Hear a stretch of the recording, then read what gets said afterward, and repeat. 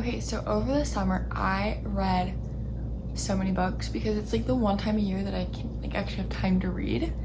So I'm gonna give you guys a little list of my top 10 summer reads. Oh my gosh, I have so many books.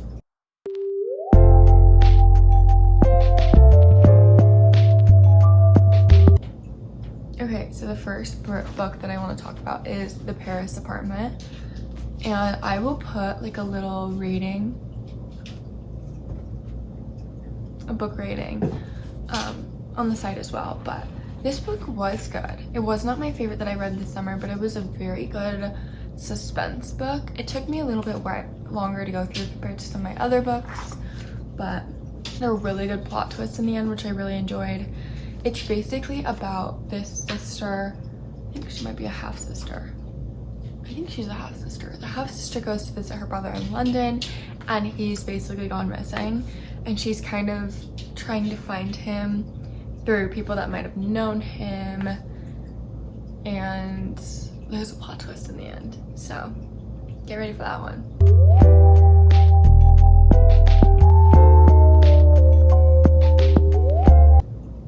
Okay, my next book, my number 9 spot, is going to be Rock, Paper, Scissors by Alice Feeney, I think is how you say it. So basically it's about a couple who really is like trying to rekindle their marriage, and in doing so they go out on this little vacation to this place. I think it was in like Switzerland or something. Scotland, sorry, that's my bad. Out in Scotland, and there's a bunch of weird things that keep happening around the house that they're staying in, and all these different things. So it's kind of like unpacking not only their relationship but also like the history of the land that they're staying on. So this was a really good read, I would say. I really liked it. It was very spooky. I read it during one of like the rainy weeks in May.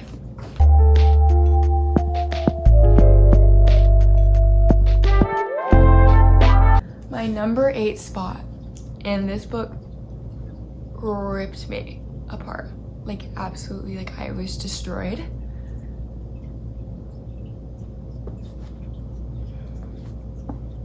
If He Had Been With Me. Oh my god, this book, honestly, I want to put this one higher, but I have so many books that I read that I loved that it was just so hard for me to like keep this on the top 10 list and not it be like in the top 5. Oh my god. Okay, basically this different like ebbs and flows of like a relationship, like even that you see in like childhood friends now. Basically it's following around their like relationship through adolescence, through puberty, through all these different things, and it shows them like coming together and growing closer together, and then also like growing apart in their older years. Oh my goodness, so good, so good, so good.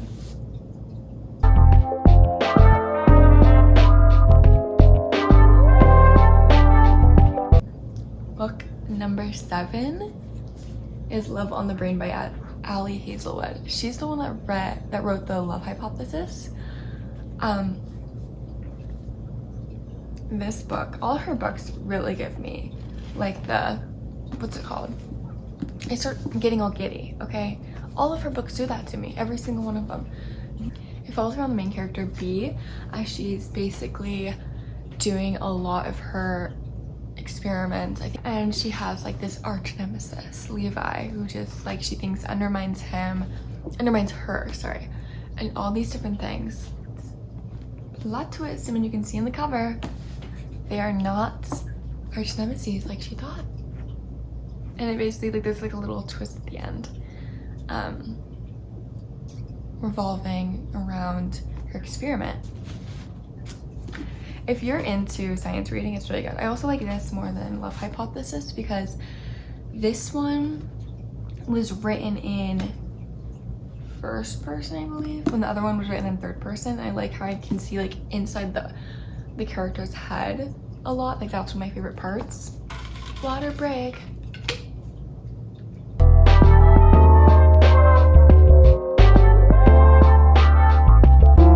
Number 6 spot, I read on my iPad. So she's not here with me in physical form. She's on my iPad. It's Say You Swear. Don't remember who it's by. It's about the relationship between this sister and she has a twin brother.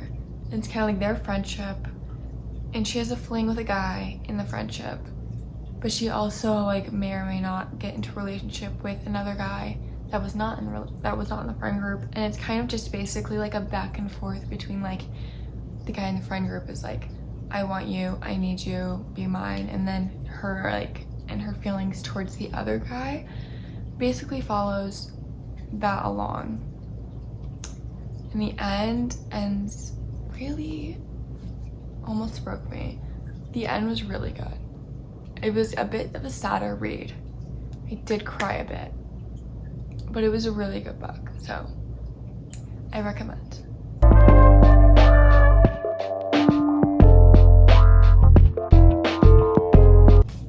My number 5 spot goes to The Happy Place by Emily Henry. It's just, all of her books are just such cute summer reads. Like every time. The main character, Harriet, is given her parents like bed and breakfast, although it's more of like a resort by the lake, and she's working to revamp it, make it good again because finances are not great. She doesn't know whether she wants to sell it or keep it running, so she's kind of like revamping it in preparation to sell. And then her ex, Wynn, who she dated in college, who she thought she was going to end up with, turns out he's, what are they called? An accountant? I don't know, but he's an accountant. He's trying to help either figure out if she wants to like sell it, save it, and what like the costs and risks of both would be. And they end up perhaps catching feelings for each other, but there's a lot of inner turmoil for both of them on whether or not they should actually continue being a couple. So that's what this one's about. Ugh, loved it. It was such a good summer read.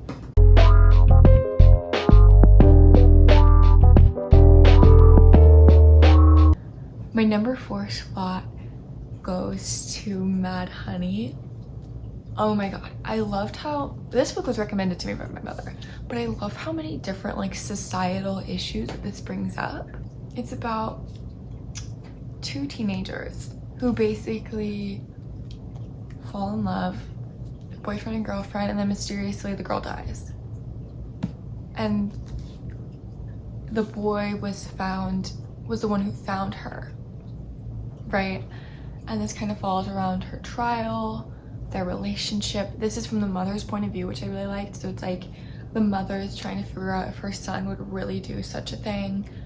And she's trying to solve this case, and she's learning more about her son than she probably wants to know. But he's in jail. Her brother is like his lawyer. All of this different stuff. And it is just, it was wow.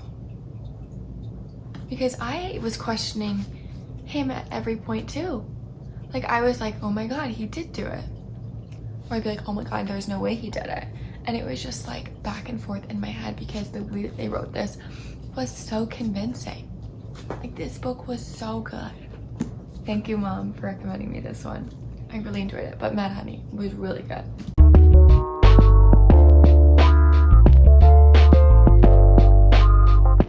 Number 3 spot also do not have with me, but that's because I gave it to my cousin to read because I told her, I was like, you need to read this book. Okay, it is the cutest thing ever. It is it's called Archer's Voice. I think it's like by Mia Sheridan or something, unsure. I'll put a picture of it there. It's basically about this girl who comes into town and is trying to find her way after just kind of running away from her old life. And she comes across two brothers, one of which who is deaf, and the other is like, I don't want to say hot job, but he basically kind of gets every girl he wants kind of thing. And it falls around the main character as she's kind of like diving into her relationships with both of them. She's trying to figure out who she wants, why she wants him. But while this is happening, she's building this relationship with Archer. And she kind of finds out about this past. She's able to communicate with him because she knows sign language. And it kind of follows through their story. And I just thought it was just really beautiful. I feel like I'm not good at all at giving summaries of these books, but I just don't want to spoil it. It's my thing.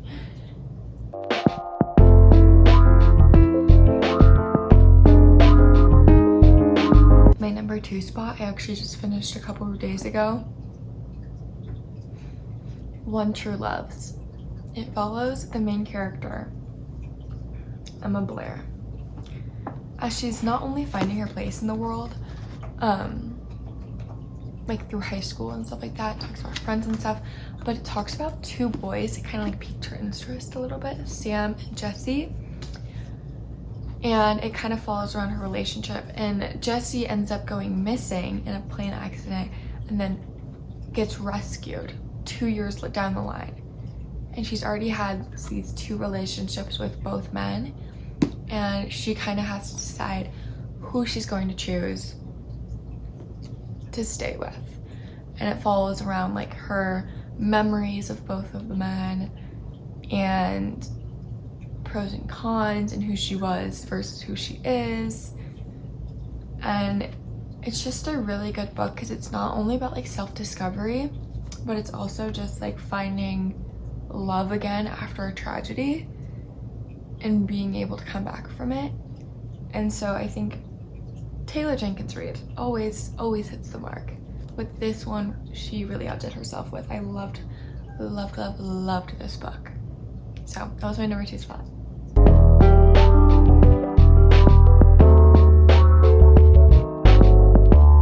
It's now time to reveal the number 1 spot for my book series this summer. Drum roll, please. Ali Hazelwood, Love Theoretically. All of her books make me so giddy. And I'm just like, cute type of thing. But this one had me feeling some type of way. Basically, it follows a theorist. I don't want to say, why do I keep wanting to say physician? She's a physicist, there it is. A theorist physicist, that's a mouthful. And she is trying to get this position, and she's not in a great financial space right now. She has like several jobs and is basically like drowning. Because not only does she have to pay like rent and like just to live, but she also has diabetes, type 1 diabetes. And she's trying to like get her insulin for that and her needs for that. And she kind of meets this guy named Jack Smith who she does not like. Let's just say that simply. She does not like him. And she doesn't like him because his brother, she faked dates for extra money. So she went to family gatherings with his brother, fake dating him, and he was there. And then he happened to also be a part of this new job that she's trying to get. And it was so beautiful. It had me giddy. Oh, my cat's racing. It had me giddy. Guys, what are we doing?